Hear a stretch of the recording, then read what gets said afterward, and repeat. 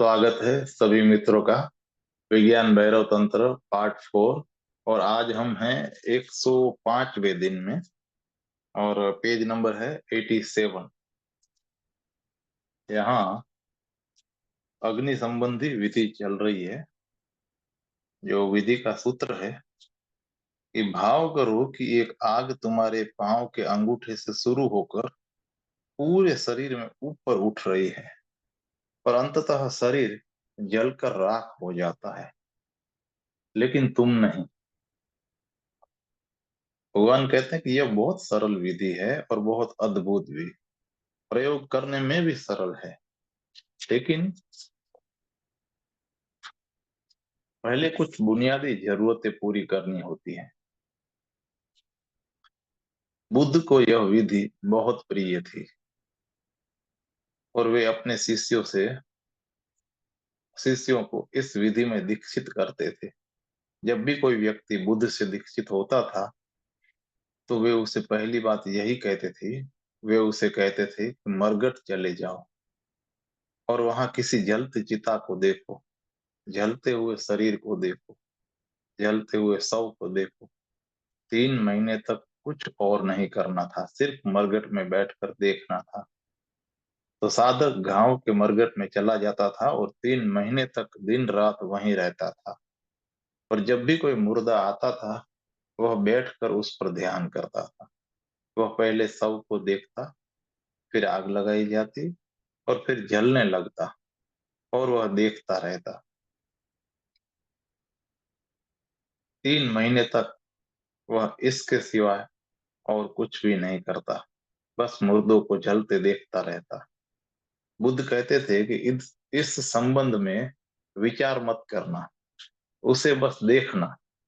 और यह कठिन है कि साधक के मन में यह विचार न उठे कि देर अबेर मेरा शरीर भी जला दिया जाए।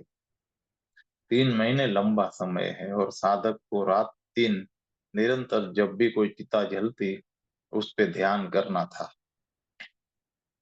देर अबेर उसे दिखाई देने लगता है कि चिता पर मेरा शरीर ही जल रहा है, चिता पर मैं ही जलाया जा रहा हूँ। ये असहयोगी होगा। अगर तुम इस विधि का प्रयोग करना चाहते हो तो मरघट चले जाओ और देखो। 3 महीने के लिए नहीं, लेकिन कम से कम एक मुर्दे को तो जलते हुए जरूर देखो। उसका अच्छी तरह से निरीक्षण करो और तब तुम इस विधि का प्रयोग आसानी से कर सकते हो। विचार मत करो, सिर्फ घटना को देखो। देखो कि क्या हो रहा है। लोग अपने सगे संबंधियों को जलाने ले जाते हैं, लेकिन वे कभी उस घटना को देखते नहीं हैं। वे दूसरी संबंध चीजों के संबंध में या मृत्यु के संबंध में ही बातचीत करने लगते हैं। वे विवाद करते हैं, विवेचना करते हैं, वे बहुत कुछ करते हैं, अनेक चीजों की चर्चा करते हैं, गपशप करते हैं, लेकिन वे कभी दाह क्रिया का निरीक्षण नहीं करते। इसे तो ध्यान बना लेना चाहिए। वहां बातचीत की इजाजत नहीं होनी चाहिए, क्योंकि अपने किसी प्रियजन को जलते हुए देखना एक दुर्लभ अनुभव है। वहां तुम्हें यह भाव अवश्य उठेगा कि मैं भी जल रहा हूँ। अगर तुम अपनी माँ को जलते हुए देख रहे हो, या पिता को, या पत्नी को, या पति को, तो यह असंभव है कि तुम अपने को भी उस चिता में जलते हुए न देख सको। यह अनुभव इस विधि के लिए सहयोगी होगा। यह पहली बात है। दूसरी बात है कि अगर तुम मृत्यु से बहुत भयभीत हो तो तुम इस विधि का प्रयोग नहीं कर सकोगे, क्योंकि वह भय ही अवरोध बन जाएगा। तुम उसमें प्रवेश न कर सकोगे, या तुम ऊपर ऊपर कल्पना करते रहोगे, मगर तुम अपने गहन प्राणों से उसमें प्रवेश नहीं करोगे। तब तुम्हें कुछ भी नहीं होगा। तो यह दूसरी बात स्मरण रहे कि तुम चाहे भयभीत हो या नहीं हो, मृत्यु निश्चित है। केवल मृत्यु निश्चित है। इससे कोई फर्क नहीं पड़ता कि तुम भयभीत हो या न हो। यह अप्रासंगिक है। जीवन में मृत्यु के अतिरिक्त कुछ भी निश्चित नहीं है, सब कुछ अनिश्चित है। केवल मृत्यु निश्चित है, सब कुछ सांयोगिक है। हो भी सकता है, नहीं भी हो सकता है। लेकिन मृत्यु सांयोगिक नहीं है। लेकिन मनुष्य के मन को देखो, हम सदा मृत्यु की चर्चा इस भांति करते हैं कि मानो वह दुर्घटना हो। और जब भी किसी की मृत्यु होती है, हम कहते हैं कि वह असमय मर गया। जब भी कोई मरता है तो हम इस तरह की बातें करने लगते हैं कि मानो यह कोई अनहोनी घटना है। सिर्फ मृत्यु अनहोनी नहीं है, सिर्फ मृत्यु ही सुनिश्चित है, बाकी सब कुछ सांयोगिक है। मृत्यु बिल्कुल निश्चित है, तुम्हें मरना है। और जब मैं कहता हूं कि तुम्हें मरना है तो ऐसा लगता है कि ये मरना कहीं भविष्य में है, बहुत दूर है। ऐसी बात नहीं है, तुम मर ही चुके हो। जिस क्षण तुम पैदा हुए तुम मर चुके। जन्म के साथ ही मृत्यु निश्चित हो गई। उसका एक छोर, जन्म का छोर घटित हो चुका। अब दूसरे छोर को, मृत्यु के छोर को घटित होना है। इसलिए तुम मर चुके हो, आधे मर चुके हो। क्योंकि जन्म लेने के साथ ही तुम मृत्यु के घेरे में आ गए, दाखिल हो गए घेरे में। अब कुछ भी उसे नहीं बदल सकता। अब उसे बदलने का कोई उपाय नहीं है। तुम उसमें प्रवेश कर चुके। जन्म के साथ तुम आधे मर गए। और दूसरी बात कि मृत्यु अंत में नहीं घटेगी, नहीं घटेगी, वह घट ही रही है। मृत्यु एक प्रक्रिया है। जैसे जीवन एक प्रक्रिया है, वैसे ही मृत्यु एक प्रक्रिया है। द्वैत हम निर्मित करते हैं, लेकिन जीवन और मृत्यु ठीक तुम्हारे दो पांव की तरह हैं। जीवन और मृत्यु दोनों एक प्रक्रिया है। तुम प्रतिक्षण मर रहे हो। मुझे यह बात इस तरह से कहने दो कि जब तुम श्वास भीतर ले जाते हो तो वह जीवन है, और जब तुम श्वास बाहर निकालते हो तो वह मृत्यु है। बच्चा जन्म लेने पर पहला काम करता है कि वह श्वास भीतर ले जाता है। बच्चा पहले श्वास छोड़ नहीं सकता है। उसका पहला काम श्वास लेना है। वह श्वास छोड़ नहीं सकता, क्योंकि उसके सीने में हवा नहीं है। उसे पहले श्वास लेनी पड़ती है। पहला कृत्य श्वास लेना है। और मरता हुआ बूढ़ा आदमी अंतिम कृत्य करता है कि वह श्वास को छोड़ता है। मरते हुए तुम श्वास ले नहीं सकते, या कि ले सकते हो। जब तुम मर रहे हो तो तुम श्वास नहीं ले सकते। वह तुम्हारा अंतिम कृत्य नहीं हो सकता है। अंतिम कृत्य तो श्वास छोड़ना ही होगा। पहला काम श्वास लेना है, और अंतिम काम श्वास को छोड़ना है। श्वास लेना जीवन है, और श्वास छोड़ना मृत्यु। प्रत्येक क्षण तुम दोनों काम कर रहे हो। श्वास लेते हो और छोड़ते हो। श्वास लेना जीवन है, और श्वास को छोड़ना मृत्यु। तुमने शायद यह निरीक्षण न किया हो, लेकिन यह निरीक्षण करने जैसा है। जब भी तुम श्वास छोड़ते हो, तुम शांत अनुभव करते हो। लंबी सांस बाहर फेंको, तुम्हें अपने भीतर एक शांति का अनुभव होगा। जब भी तुम श्वास भीतर लेते हो, तुम बेचैन हो जाते हो, तुम तनावग्रस्त होते हो।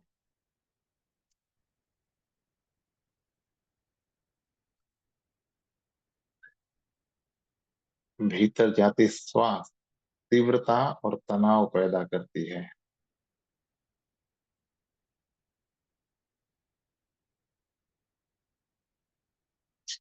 सामान्यतः हम सदा श्वास लेने पर जोर देते हैं। अगर मैं कहूं कि गहरी श्वास लो, तो तुम सदा श्वास लेने से शुरू करोगे। सच तो यह है कि हम श्वास छोड़ने से डरते हैं। यही कारण है कि हमारी श्वास इतनी उथली हो गई है। तुम कभी श्वास छोड़ते नहीं, तुम श्वास लेते हो, सिर्फ तुम्हारा शरीर श्वास छोड़ने का काम करता है, क्योंकि शरीर सिर्फ श्वास लेकर ही जीवित नहीं रह सकता। एक प्रयोग करो, पूरे दिन जब भी तुम्हें स्मरण रहे, श्वास छोड़ने पर ध्यान दो। पूरी श्वास को बाहर फेंको, और तुम श्वास भीतर मत लो। श्वास लेने का काम शरीर पर छोड़ दो। तुम केवल श्वास को छोड़ते जाओ, लंबी और गहरी श्वास। और तब तुम्हें एक गहन शांति का अनुभव होगा, क्योंकि मृत्यु मौन है, मृत्यु शांति है। और अगर तुम श्वास छोड़ने पर ध्यान दे सके, ज्यादा से ज्यादा ध्यान दे सके, तुम अहंकार रहित अनुभव करोगे। श्वास लेने से तुम ज्यादा अहंकारी अनुभव करोगे, और श्वास छोड़ने से ज्यादा अहंकार रहित। तो श्वास छोड़ने पर ज्यादा ध्यान दो। पूरे दिन जब भी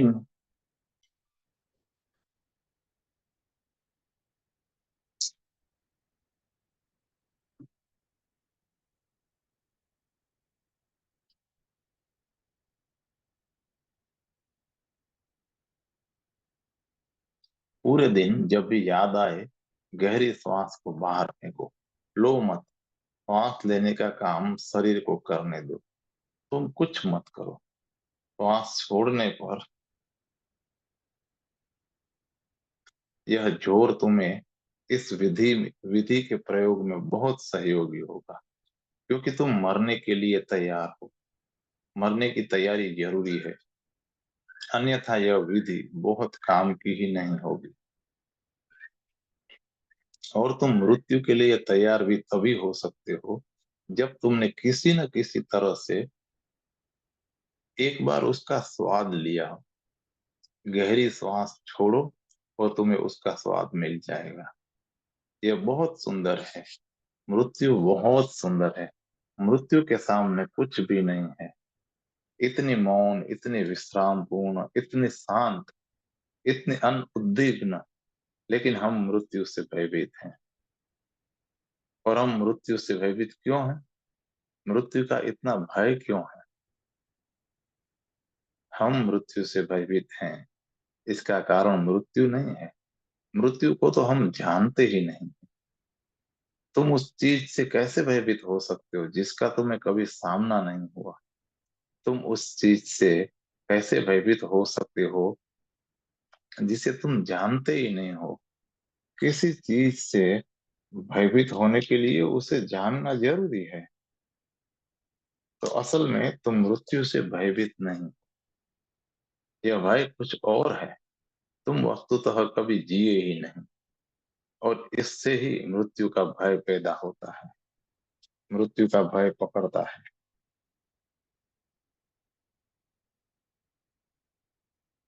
क्योंकि तुम जी नहीं रहे हो। और तुम्हारा भय यह है कि अब तक मैं नहीं जिया और मृत्यु आ गई, अब क्या होगा? मैं तो अतृप्त अनजिया मर जाऊंगा। मृत्यु का भय उन्हें ही पकड़ता है जो वस्तुतः जीवित नहीं है। यदि तुमने जीवन को जिया है, जीवन को जाना है, तो तुम मृत्यु का स्वागत करोगे। तब कोई भय नहीं है। तुमने जीवन को जान लिया, अब तुम मृत्यु को भी जानना चाहोगे। लेकिन हम जीवन से इतने डरे हुए हैं कि हम उसे नहीं जान पाए। हम उसमें गहरे नहीं उतरे हैं।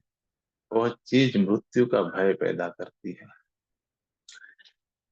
अगर तुम इस विधि में प्रवेश करना चाहते हो, तो तुम्हें मृत्यु के प्रति, इस सघन भय के प्रति जागना होगा, बोधपूर्ण होना होगा, और इस सघन भय को विसर्जित करना होगा।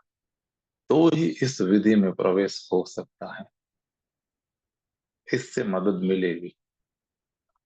श्वास छोड़ने पर ज्यादा ध्यान दो। सारा ध्यान श्वास छोड़ने पर दो। श्वास लेना भूल जाओ, और डरो मत कि मर जाओगे। तुम नहीं मरोगे। श्वास लेने का काम शरीर खुद कर लेगा। शरीर का अपना विवेक है।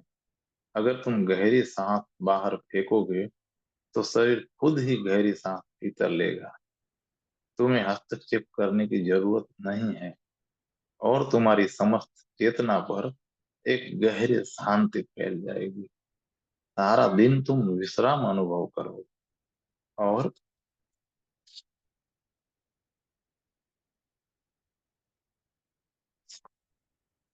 एक आंतरिक मौन घटित होगा। अगर तुम एक और प्रयोग करो तो विश्रांति और मौन का यह भाव और भी प्रगाढ़ हो सकता है। दिन में सिर्फ 15 मिनट के लिए गहरी श्वास को बाहर छोड़ो। कुर्सी पर या जमीन पर बैठ जाओ और गहरी सांस छोड़ो, और छोड़ते समय आंखों को बंद रखो। जब श्वास बाहर जाए तो तुम भीतर चले जाओ, और जब शरीर को श्वास और फिर शरीर को श्वास भीतर लेने दो। और जब श्वास भीतर जाए तो आंखें खोल लो और तुम बाहर चले जाओ। ठीक उल्टा करो। जब श्वास बाहर जाए तो तुम भीतर चले जाओ, और जब श्वास भीतर जाए तो तुम बाहर जाओ। जब तुम श्वास छोड़ते हो तो भीतर खाली स्थान, अवकाश निर्मित होता है, क्योंकि श्वास जीवन है। जब तुम गहरी श्वास छोड़ते हो तो तुम खाली हो जाते हो। जीवन बाहर निकल गया। एक ढंग से तुम मर गए, क्षण भर के लिए मर गए। मृत्यु के उन उस मौन में अपने भीतर प्रवेश करो। श्वास बाहर जा रही है, आंखें बंद करो और भीतर सरक जाओ। वहां आकाश है, तुम आसानी से सरक सकते हो। स्मरण रहे, जब तुम श्वास ले रहे हो तब भीतर जाना बहुत कठिन है। वहां जाने के लिए जगह कहाँ है? श्वास छोड़ते हुए ही तुम भीतर जा सकते हो, और जब श्वास भीतर हो तो तुम बाहर चले जाओ। आंखें खोलो और बाहर निकल जाओ। इन दोनों के बीच एक लयबद्धता निर्मित कर लो। 15 मिनट के लिए इस प्रयोग से तुम गहन विश्राम में उतर जाओगे, और तब तुम इस विधि के प्रयोग के लिए अपने को तैयार पाओगे। इस विधि में उतरने के पहले 15 मिनट के लिए यह प्रयोग जरूर करो, ताकि तुम तैयार हो सको। तैयार ही नहीं, उसके प्रति स्वागत पूर्ण हो सको, खुले हो सको।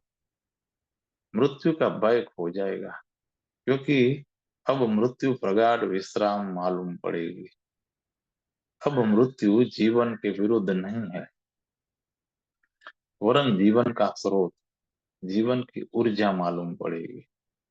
जीवन तो झील की सतह पर लहरों की भांति है, और मृत्यु स्वयं झील है। और जब लहरें नहीं है तब भी झील है। और झील झील तो लहरों के बिना हो सकती है, लेकिन लहरें झील के बिना नहीं हो सकती। जीवन मृत्यु के बिना नहीं हो सकता है, लेकिन मृत्यु जीवन के बिना हो सकती है, क्योंकि मृत्यु स्रोत है। और तब तुम इस विधि का प्रयोग कर सकते हो।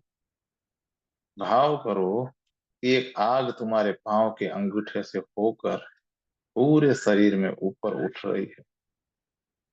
बस लेट जाओ। पहले भाव करो कि तुम मर गए हो। शरीर एक शव मात्र है। लेटे रहो और अपने ध्यान को पैर के अंगूठे पर ले आओ। आंखें बंद करके भीतर गति करो। अपने ध्यान को अंगूठे पर ले आओ, और भाव करो कि वहां से आग ऊपर बढ़ रही है और सब कुछ जल रहा है। जैसे जैसे आग बढ़ती है वैसे वैसे तुम्हारा शरीर विलीन हो रहा है। अंगूठे से शुरू करो और ऊपर बढ़ो। अब अंगूठे से क्यों शुरू करो? क्योंकि यह आसान होगा। क्योंकि अंगूठा तुम्हारा मैं से, तुम्हारे अहंकार से बहुत दूर है। तुम्हारा अहंकार सिर में केंद्रित है। वहां से शुरू करना कठिन होगा। तो दूर के बिंदु से शुरू करो। भाव करो कि अंगूठे जल गए हैं, सिर्फ राख बची है। और फिर धीरे धीरे ऊपर बढ़ो। जो भी आग आग की राह में पड़े उसे जलाते जाओ। सारे अंग, पैर, जांग विलीन हो जाएंगे, और देखते जाओ कि अंग अंग राख हो रहे हैं। जिन अंगों से होकर आग गुजरी है वे अब नहीं है, वे राख हो गए हैं। ऊपर बढ़ते जाओ और अंत में सिर भी विलीन हो जाता है।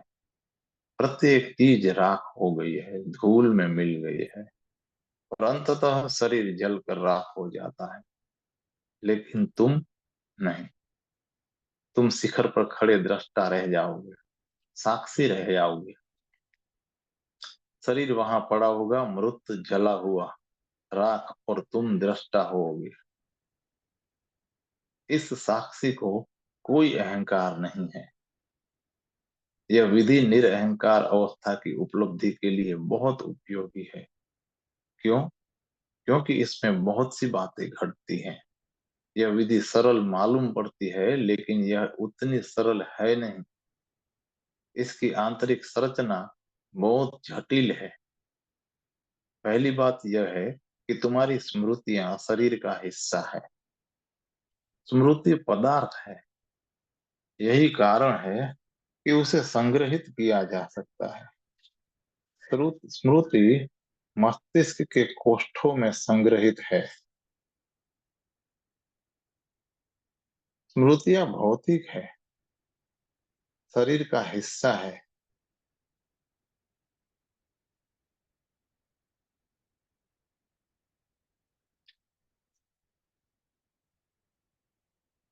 तुम्हारे मस्तिष्क का ऑपरेशन करके अगर कुछ कोशिकाओं को निकाल दिया जाए, तो उसके साथ कुछ स्मृतियां भी विदा हो जाएगी।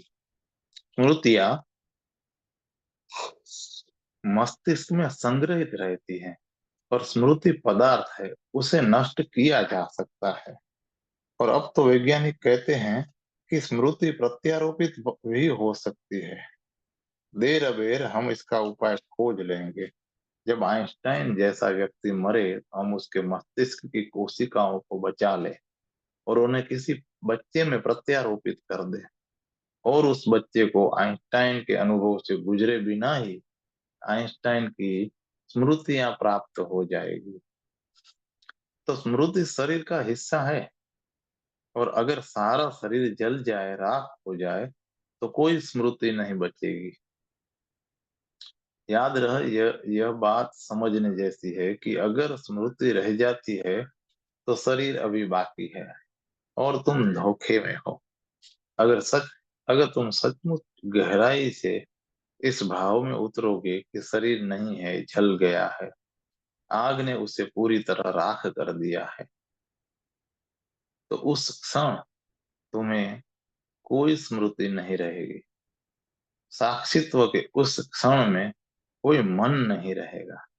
सब कुछ ठहर जाएगा। विचारों की गति रुक जाएगी। केवल दर्शन मात्र देखना रह जाएगा कि क्या हुआ है। और एक बार तुमने यह जान लिया कि तुम इस अवस्था में निरंतर रह सकते हो।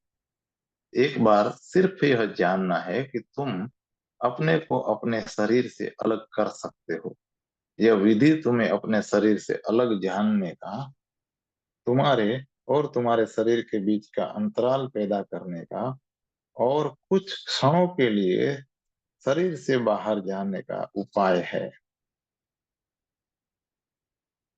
अगर तुम इसे साध सके, तो तुम शरीर में होते हुए भी शरीर में नहीं होगे। तुम पहले की तरह ही जिए जा सकते हो, लेकिन अब तुम फिर भी कभी वही नहीं होगे जो जो पहले थे। इस विधि को कम से कम 3 महीने लगेंगे। इसे करते रहो। यह एक दिन में नहीं होगी, लेकिन तुम प्रतिदिन इसे 1 घंटा देते रहे हो, तो 3 महीने के भीतर किसी दिन अचानक तुम्हारी कल्पना सफल होगी, और एक अंतराल निर्मित हो जाएगा, और सचमुच अचानक तुम देखोगे कि तुम्हारा शरीर राख हो गया है।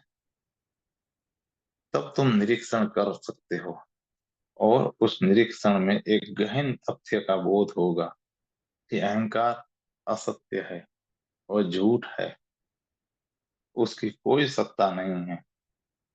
अहंकार था क्योंकि तुम शरीर थे, विचारों से मन से तादात्म्य किए बैठे थे। तुम उनमें से कुछ भी तो नहीं हो, न मन, न विचार, न शरीर। तुम उन सब से भिन्न हो जो तुम्हें घेरे हुए है।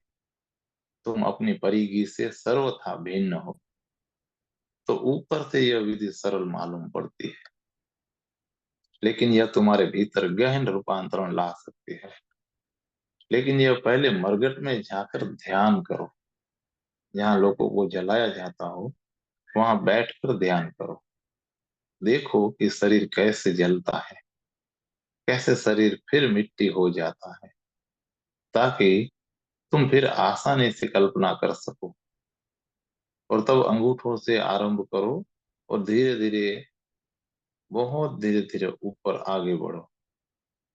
और इस विधि में उतरने के पहले श्वास छोड़ने पर ज्यादा ध्यान दो। इस विधि को करने से 15 मिनट तक श्वास छोड़ो, आंखें बंद कर लो, फिर शरीर को श्वास लेने दो और आंखें खोल दो। 15 मिनट तक गहन विश्राम में रहो और फिर इस विधि में प्रवेश करो। अब अग्नि संबंधित दूसरी विधि है, और इस विधि का नाम है कि यह काल्पनिक जगत जल कर राख हो रहा है। यह भाव करो और मनुष्य से श्रेष्ठतर प्राणी बनो। अगर तुम पहली विधि कर सके तो दूसरी विधि सरल हो जाएगी। अगर तुम यह भाव कर सके कि तुम्हारा शरीर जल रहा है, तो यह भाव करना कठिन नहीं होगा कि सारा जगत जल रहा है, क्योंकि तुम्हारा शरीर जगत का हिस्सा है और तुम अपने शरीर के द्वारा ही जगत से जुड़े हो। सच तो यह है कि अपने शरीर के कारण ही तुम जगत से जुड़े हो। जगत तुम्हारे शरीर का फैलाव है। अगर तुम अपने शरीर के जलने की कल्पना कर सकते हो, तो जगत के जलने की कल्पना करना कठिन नहीं है। और सूत्र कहता है कि यह जगत काल्पनिक है। वह है क्योंकि तुमने उसे माना हुआ है। और यह सारा जगत जल रहा है, विलीन हो रहा है। लेकिन अगर तुम्हें लगे कि पहली विधि कठिन है, तो तुम दूसरी विधि से आरंभ कर सकते हो। पहली विधि को साध लेने से दूसरी बहुत आसान हो जाती है। और असल में अगर पहली विधि को साध लें, तो उसके लिए दूसरी विधि की जरूरत ही नहीं रहती। तुम्हारे शरीर के साथ सब कुछ अपने आप ही विलीन हो जाता है। लेकिन यदि पहली विधि कठिन लगे, तो तुम दूसरी विधि में भी सीधे उतर सकते हो। मैंने कहा कि अंगूठों से आरंभ करो, क्योंकि वे सिर से, अहंकार से बहुत दूर हो सकता है। लेकिन हो सकता है कि अंगूठों से प्रारंभ करने की बात तुम्हें न जमे, और दूर निकल जाओ। संसार से शुरू करो, तब अपनी तरफ आओ। संसार से शुरू करो और अपने निकट आओ। और जब सारा जगत जल रहा है, तो तुम्हारे लिए उस पूरे जगत में जल जाना आसान होगा। तो विधि है कि यह काल्पनिक जगत जल कर राख हो रहा है। यह भाव करो और मनुष्य से श्रेष्ठतर प्राणी बनो। अगर तुम सारे संसार को जलता हुआ देख सके, तो तुम मनुष्य से ऊपर उठ गए। तुम अति मानव हो गए। तब तुम अति मानवीय चेतना को जान गए। तुम यह कल्पना कर सकते हो, लेकिन कल्पना का प्रशिक्षण जरूरी है। हमारी कल्पना बहुत प्रगाढ़ नहीं है, वह कमजोर है, क्योंकि कल्पना के प्रशिक्षण की व्यवस्था ही नहीं है। बुद्धि प्रशिक्षित है, उसके लिए विद्यालय है, महाविद्यालय है। बुद्धि के परीक्षण में जीवन का बड़ा हिस्सा खर्च किया जाता है। लेकिन कल्पना का कोई प्रशिक्षण नहीं होता है। और कल्पना का अपना जगत है, और वह बहुत अद्भुत जगत है। यदि तुम अपनी कल्पना को प्रशिक्षित कर सको, तो चमत्कार घटित हो सकते हैं। छोटी छोटी चीजों से शुरू करो, क्योंकि बड़ी चीजों में कूदना कठिन होगा और संभव है कि तुम्हें उनमें सफलता हाथ लगे। उदाहरण के लिए कि यह कल्पना कि सारा संसार जल रहा है, यह जरा कठिन है। यह बात बहुत यह भाव बहुत गहरा नहीं जा सकता है। पहली बात कि तुम जानते हो कि यह कल्पना है, और यदि कल्पना में तुम सोचो भी कि चारों तरफ लपटे ही लपटे हैं, तो भी तुम्हें लगेगा कि संसार जला नहीं है, वह अभी भी है। क्योंकि यह केवल तुम्हारी कल्पना है और तुम नहीं जानते हो कि कल्पना कैसे यथार्थ बनती है। तुम्हें पहले उसे महसूस करना होगा। इस विधि में उतरने से पहले एक सरल प्रयोग करो। अपने दोनों हाथों को एक दूसरे में गूंथ लो, आंखों को बंद कर लो और भाव करो कि अब वे ऐसे गूंथ गए हैं कि खुल नहीं सकते, और उन्हें खोलने के लिए कुछ भी नहीं किया जा सकता। शुरू शुरू में तुम्हें लगेगा कि तुम केवल कल्पना कर रहे हो और तुम उन्हें खोल सकते हो, लेकिन तुम सतत 10 मिनट तक भाव करते रहो कि मैं नहीं खोल सकता, मैं उन्हें खोलने के लिए कुछ नहीं कर सकता, मेरे हाथ खुल ही नहीं सकते। और फिर 10 मिनट के बाद उन्हें खोलने की कोशिश करो। 10 में से 4 व्यक्ति तुम्हें सब 10 में से 4 व्यक्ति तुरंत सफल हो जाएंगे। 40% लोग तुरंत कामयाब हो जाएंगे। 10 मिनट के बाद वे अपने अपने हाथ नहीं खोल पाएंगे। कल्पना यथार्थ हो गई। वे जितना ही वे जितना ही संघर्ष करेंगे, वे हाथ खोलने के लिए जितनी ही ताकत लगाएंगे, उतना ही हाथों का खुलापन कठिन होता जाएगा। तुम्हें पसीना आने लगेगा। तुम्हारे ही साथ हैं और तुम देख रहे हो कि वे बंध गए हैं और तुम उन्हें नहीं खोल सकते हो। लेकिन भयभीत मत हो। फिर आंखें बंद कर लो और फिर भाव करो कि मैं उन्हें खोल सकता हूँ, और तो ही तुम उन्हें खोल सकते हो। लेकिन 40% लोग तुरंत सफल हो जाएंगे। ये 40% लोग ही विधि में आसानी से उतर सकते हैं। उनके लिए और कोई कठिनाई नहीं है।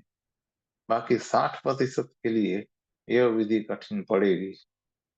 उन्हें समय लगेगा, जो बाद उन्हें यह प्रतीत हो जाए कि कल्पना यथार्थ हो सकती है, कि भाव वास्तविक बन सकता है। तो उसे आश्वासन मिल गया और वे आगे बढ़ सके। तब तुम अपने भाव के द्वारा बहुत कुछ कर सकते हो। तुम अभी भी भाव से बहुत कुछ कर सकते हो, लेकिन तुम्हें पता नहीं है। तुम अभी भी करते हो, लेकिन तुम्हें इसका बोध नहीं है।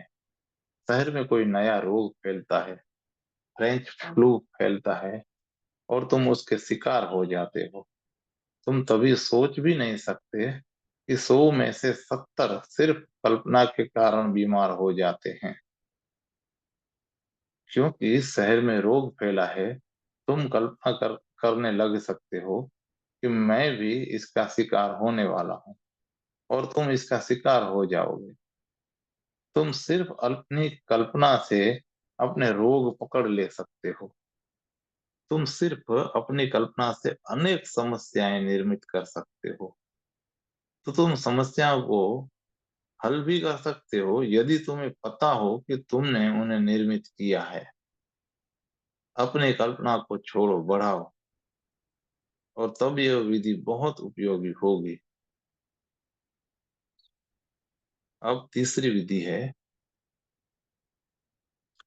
जैसे विषयगत रूप से अक्सर शब्दों में और शब्द वाक्यों में जाकर मिलते हैं और विशेष विषयगत रूप से वर्तुल और चक्रों में और चक्र मूल तत्वों में जाकर मिलते हैं, वैसे ही अंततः भी हमारे अस्तित्व में जाकर मिले हुए अंततः इन्हें हमारे अस्तित्व में आकर मिले हुए पाओ। यह भी कल्पना संबंधित विधि ही है।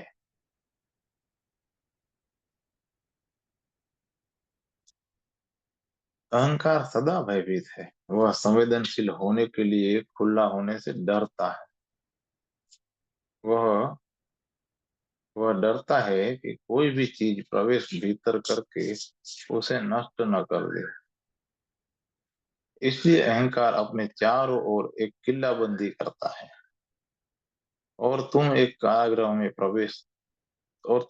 कारागृह में रहने लगते हो।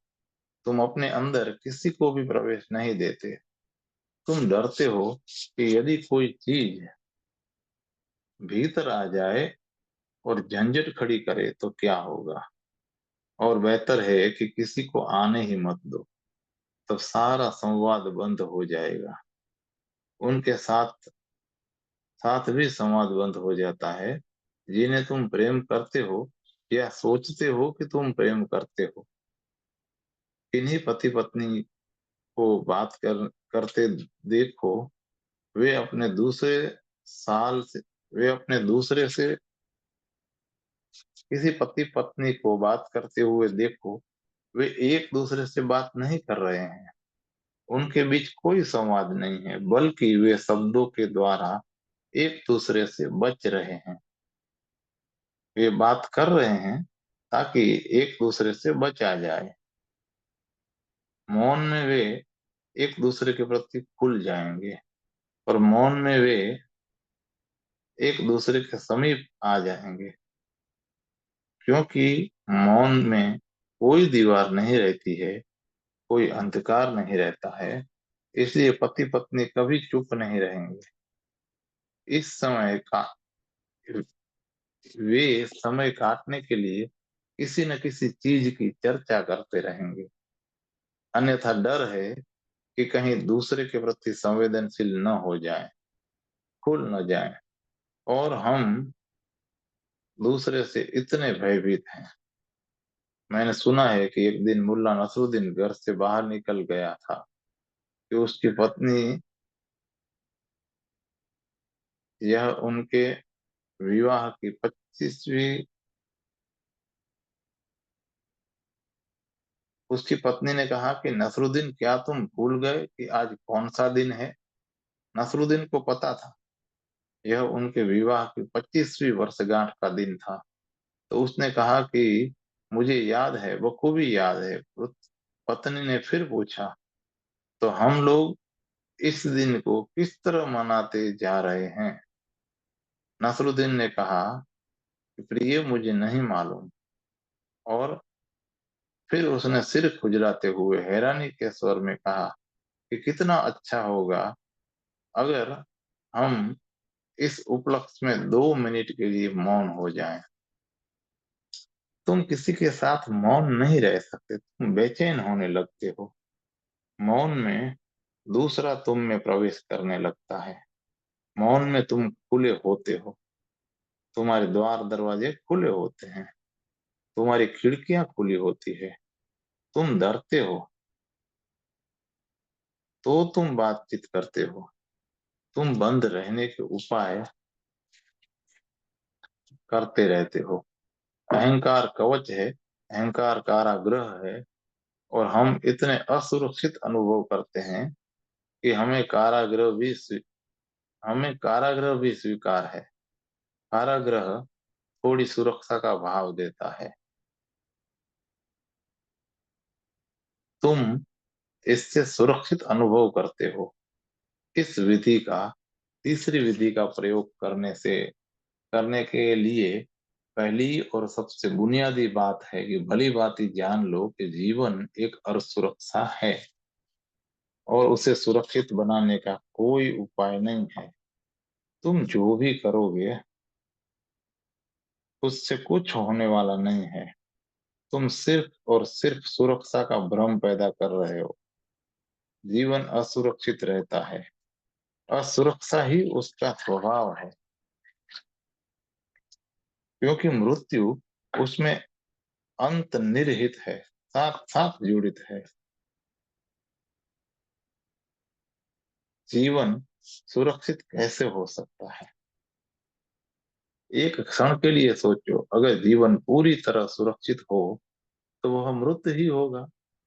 सर्वथा सुरक्षित जीवन समग्र सुरक्षित जीवन नहीं हो सकता है, क्योंकि उसमें चुनौती की पुलक नहीं होगी। अगर तुम सभी खतरों से सुरक्षित हो जाओ तो तुम मुर्दा हो जाओगे। जीवन के होने में ही जी, जीवन के होने में ही जोखिम है, खतरा है, असुरक्षा है, चुनौती है, और उसमें मौत सम्मिलित है। मैं तुम्हें प्रेम करता हूँ। अब मैंने खतरनाक रास्ते पे कदम रखा है। अब कुछ भी सुरक्षित नहीं हो सकता है, लेकिन अब मैं कल के लिए सब कुछ सुरक्षित करने की चेष्टा करूंगा। कल के लिए मैं उस सब की हत्या करूंगा जो जीवित है, क्योंकि तभी मैं कल के लिए सुरक्षित अनुभव करूंगा।